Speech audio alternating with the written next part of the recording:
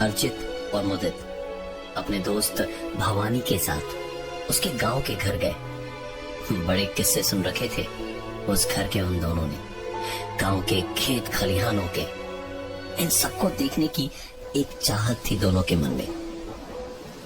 8 घंटे ट्रेन में बिताने के बाद जब गांव पहुंचे तो स्टेशन पर उन्हें लेने कोई नहीं आया था। भवानी ने बताया कि दरअसल उसके पापा गांव से बाहर किसी काम से गए हुए हैं, नहीं तो वो जरूर आते। भवानी ने आगे बताया कि उसके पापा बाहर गए हैं, रात को देर से लौटेंगे। सबने हाथ पांव धोया और फिर रात का खाना खाने के बाद देर रात तक गप्पे मारते मारते सोने को लेटे तो भवानी को लगभग तुरंत ही नींद आ गई। रात बीती तो अर्चित ने मुदित को नींद से जगाया। भाई उठ भाई, अरे उठना। और उस कमरे की बात याद दिलाई जिसके बारे में भवानी अक्सर बातें करता था कि कुछ भी हो जाए हम हमारे इस घर के उस कमरे को कभी नहीं खोलते। अर्चित और मुदित चुपचाप कम से कम आवाज करके उठ के उस कमरे के पास तक पहुंचे। भवानी ने पहले ही बता रखा था कि चाबी हमेशा दरवाजे की किवाड़ के ऊपर ही रहती है। चाबी निकाल के दरवाजा खोलते ही अर्चित और मुदित की छींकों से ही पता चल गया कि कमरा सचमुच सामानों से नहीं खुला है। नाक पे कपड़ा रखे दोनों ने पूरा कमरा मोबाइल की टॉर्च लाइट की रोशनी में छान मारा, लेकिन कुछ भी ऐसा नहीं हुआ कि जिससे उन्हें कोई खतरा या घबराहट हो। एक नॉर्मल कमरे की ही तरह था ये, बस यहाँ धूल की मोटी सी एक परत जमी थी। दोनों कमरे से बाहर निकले, वापस ताला लगाया और आकर चुपचाप सो गए। सुबह भवानी ने दोनों को नींद से जगाया और गुस्से में कहा, तुम दोनों ने दरवाजा क्यों खोला था? अंदर घूम फिर के देख लिया? बहुत मजा आया ना? अब मुश्किल में फंसेंगे हम सब, कोई नहीं बचा सकता हमें अब। दोनों को ये समझ नहीं आया कि भवानी को कैसे पता चला। तो भवानी खुद बोला, तुम लोग जब रूम से ताला लगाकर निकल रहे थे मेरे पापा ने देख लिया था तुम लोगों को और तुम लोगों ने मिलकर मेरी बैंड बजवा दी। अब चलो तैयार हो जाओ, शाम की ट्रेन से हम यहाँ से वापस जाने वाले हैं। कोई गाँव वाँव किसी को नहीं देखना। ट्रेन के टाइम पे ही तीनों दोस्त स्टेशन पहुंचे। सब चुपचाप थे, कोई कुछ नहीं बोल रहा था। ट्रेन चली तो कहीं जाकर थोड़ा बेहतर हुए और सब बातचीत करने लगे। अर्चित बार बार खड़ी की तरफ देख रहा था कि जल्दी से कोई स्टेशन आए तो वो बाथरूम जाए, क्योंकि ट्रेन के गंदे बाथरूम से उसे हमेशा बड़ी नफरत होती थी। ट्रेन 5 बजे शाम को चली थी और 6 बजे तक जब कोई स्टेशन नहीं आया तो वो जितनी जल्दी हुआ बाथरूम जाके झट से वापस अपनी सीट पर आके बैठा। तो उसके बैठते ही जैसे मुदित और भवानी पागल हो गए। दोनों एक एक करके उस पर चिल्लाने लगे, अबे तू कहाँ चला गया था? फोन कहाँ है तेरा? इतने टाइम किसी को बाथरूम में लगता है? अर्चित को लगा शायद दोनों मजाक कर रहे हैं। वो बोला, भांग पी ली है क्या? है?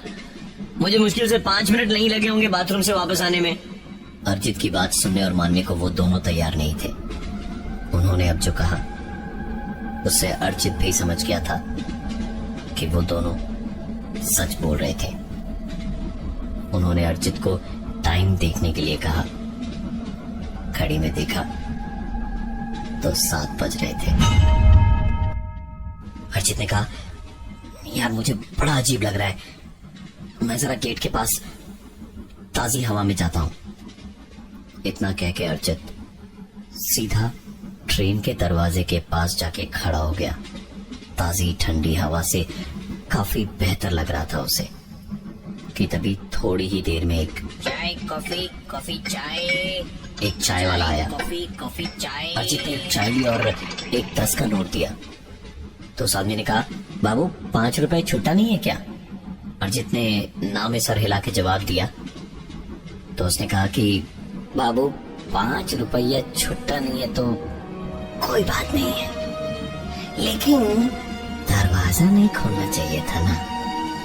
और इतना कहते ही चौंके हुए अर्जित की चौड़ी होती आंखों के सामने से वो चाय वाला चलती ट्रेन से कूद गया। अर्जित बिल्कुल एक मूर्त सा वहां खड़ा था। उसके शरीर का खून जमने लगा था कि तभी उसने दूसरे कंपार्टमेंट से टीसी को आते देखा। टीसी ने इधर आकर पूछा, क्या हुआ भाई, यहाँ क्यों खड़े हो? ऐसे दरवाजा खोल के खड़े रहने पे फाइन लगता है, पता है ना? अर्जित ने कहा, सर वो चाय वाला यहाँ खड़ा था सर अभी, और वो जल्दी ट्रेन से कूद गया सर। टीसी जोर से हंसते हुए बोला, अच्छा मतलब चलती ट्रेन से कूद के मर गया ना? कहा था ना दरवाजा मत खोलना। अब देखो चाय वाला गया, अब मैं भी चला। इतना कहते वो टीसी भी वहां से कूद गया। अर्जित को लगा कि वो वहीं बेहोश हो जाएगा। अब उसकी आंखों के सामने पूरी तरह अंधेरा छाने लगा कि तभी मुदित उसको ढूंढता हुआ वहां आया और बोला, अबे देवदास, यहाँ से क्या कूदने का प्लान है तेरा? चल अंदर चल, गप्पे मारते यार, यहाँ अकेले खड़े कब तक रहेगा तू? अर्जित डरा हुआ तो था ही। वो कांपती आवाज में बोला, यहाँ से अभी एक चाय वाला और टीसी उस कमरे को खोलने की बात करते हुए दोनों चलती ट्रेन से कूद गए। मुदित हंसा और बोला, हाँ भाई, कमरा खोलने को तो मना किया था, क्यों खोला भाई तूने? इतना कह के मुदित गेट की तरफ बढ़ ही रहा था कि तभी अर्जित को ऐसा लगा जैसे किसी ने उसे जोर का धक्का पीछे से दिया हो, और वो सीधा मुदित से ऐसे टकराया जैसे वो मुदित को ट्रेन से बाहर फेंकना चाहता हो। मुदित पलट के चिल्लाया, अबे तू पागल हो गया क्या? अभी गिर के मर जाता मैं। चाय वाला गिर गया, टीसी गिर गया, और फिर मुझे गिरा करके किसी और पैसे ही बोलता ना, मेरा दोस्त भी गिर गया। अर्जित रोते रोते बोला, नहीं भाई नहीं, मेरा यकीन मान, मुझे किसी ने पीछे से जोर का धक्का दिया था। मैं क्यों मारूंगा तुझे यार? हाँ, मैं क्यों मारूंगा? पता ना, मैं तुझे क्यों मारूंगा यार? ऐसा नहीं होगा तो मेरा दोस्त, मैं तुझे कैसे मारूंगा? मुदित गुस्से में दंदनाता हुआ वहां से सीधा अपनी बर्थ पे जाके लेट गया। अर्जित ने भी कुछ ना बोल के चुप रहना ही ठीक समझा। वो भी आंखें बंद करके लेट गया कि तभी थोड़ी ही देर में एक आवाज आई, टिकट दिखाइए। आंखें खोल के देखा तो अर्जित देखता ही रह गया।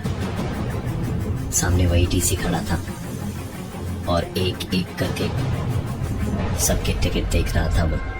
और जितनी देर में पलट के वो अर्जित की टिकट देखता, उतनी ही देर में एक आवाज और आई, चाय कॉफी, कॉफी चाय, चाय कॉफी, कॉफी चाय। अर्जित चुपचाप दूसरी तरफ पीट करके चद्दर तान के लेट गया। थोड़ी देर के बाद मुदित उठा, चप्पल पहन के बाथरूम गया तो देखा अर्जित वापस ट्रेन के दरवाजे के सामने खड़ा था। मुदित उससे नाराज तो था ही, इसलिए उसे नजरअंदाज करते हुए बाथरूम की तरफ जाने लगा। तो अर्जित ने पीछे से कहा, कहा था ना कमरे का दरवाजा नहीं खोलना चाहिए था। मुदित पलटा और उसने अपनी आंखों से पूरे होश में देखा कि अर्जित चलती ट्रेन से बाहर कूद गया। मुदित की सांसें ये देखकर उखड़ रही थी। हाँफता हुआ और सीने पे हाथ रखे अपनी बर्थ पे पहुंचा तो उसने देखा अर्चित तो चुपचाप अपनी बर्थ पे लेटा हुआ है। मुदित अपनी बर्थ पे उठा और कंबल ओढ़ के लेटा। यकीन तो उसे अब भी नहीं हो रहा था कि यह असली अर्जित है या वो जो कूदा था। उसने हाथ बढ़ा के अर्जित को छुआ तो तुरंत ही अर्जित ने पलट के एक झटके से कहा, भाई अब यकीन हुआ मेरी बातों का? डरे हुए मुदित ने हाँ में सर हिलाया। तब कहीं अर्जित को सुकून आया। अर्जित उससे पूछने ही वाला था कि उसके साथ क्या हुआ कि तभी दोनों ने एक साथ नीचे की बर्थ पे देखा तो भवानी वहां नहीं था। भवानी की जगह कोई और लेटा हुआ था। कुछ देर दोनों ने इंतजार किया कि शायद भवानी बाथरूम गया हो और अभी आता ही होगा, लेकिन जब ऐसा नहीं हुआ तब दोनों ने ट्रेन के हर एक बोगी और बाथरूम को चेक किया, लेकिन कहीं भी भवानी का नामो निशान नहीं था। मुदित ने मोबाइल फोन निकाला और भवानी को फोन लगाया। फोन थोड़ी देर बजा और फिर भवानी की रोती हुई माँ की आवाज आई। मुदित ने पूछा, आंटी फोन आपके पास कैसे? भवानी की माँ ने उधर से जो कहा वो अर्जित और मुदित की धड़कनें बढ़ाने के लिए काफी था। उन्होंने कहा, बेटा फोन तो मेरे पास ही था। तुम दोनों घर से निकले, उसके घंटे भर बाद उस बंद कमरे में गई तो देखा वहाँ मेरे बेटे की लाश पड़ी थी। अर्जित और मुदित के साथ जो कुछ भी इतनी देर से हो रहा था वो सब भुलाकर वो अगले ही स्टेशन पर तुरंत उतरे। गांव की तरफ अगली ट्रेन आधे घंटे में उन्हें मिल गई। दोनों करीबन 3 घंटे के सफर के बाद जैसे ही वापस भवानी के गांव पहुंचे तो पता चला कि भवानी का अंतिम संस्कार हो चुका था। दोनों करते भी तो क्या, सर झुकाए वापस जाने को तैयार हुए तो भवानी की माँ ने कहा, बेटा रात बहुत हो गई है, सुबह चले जाना। उन दोनों ने भी सोचा इतना सब कुछ होने के बाद अब और क्या हो सकता है, यही रात बिता के सुबह सुबह दोनों निकल जाएंगे। दोनों चारपाई बिछाए बाहर चबूतरे के पास ही लेटे थे। नींद आने ही वाली थी कि तभी अर्जित और मुदित दोनों ने एक साथ एक आवाज साफ साफ सुनी। करवट बदल कर देखा तो उसी कमरे का दरवाजा था जिसे खोलने से मना किया गया था। अर्जित और मुदित दोनों उठे और पीछे पीछे जैसे जैसे अंदर जाने लगे तो किसी की धीमी सी सिसकियां ले लेकर रोने की आवाजें आने लगी। और से देखा तो समझ आया कि वो और कोई नहीं भवानी की माँ थी। दोनों तुरंत उनके पास पहुंचे और पूछा, क्या हुआ आंटी? आप रोइए मत ऐसे प्लीज, इसमें आपकी कोई गलती नहीं थी, जो होना था सो हो गया। भवानी की रोती हुई माँ ने धीरे धीरे अपना सर उठाया। जब उनका रोना कम हुआ तो उन्होंने कहा, भवानी ने तुम लोगों को यह कमरा खोलने से मना किया था क्योंकि उसके पिताजी मुझे बहुत मारते थे। दूसरी किसी औरत के साथ भी उनका संबंध था। एक दिन भवानी के सामने ही शराब के नशे में उन्होंने मुझे बहुत बुरी तरह मारा तो भवानी ने मुझे बचाने के लिए उन्हें मार दिया और उसके बाद इसी कमरे में हमेशा हमेशा के लिए उन्हें दफन कर दिया।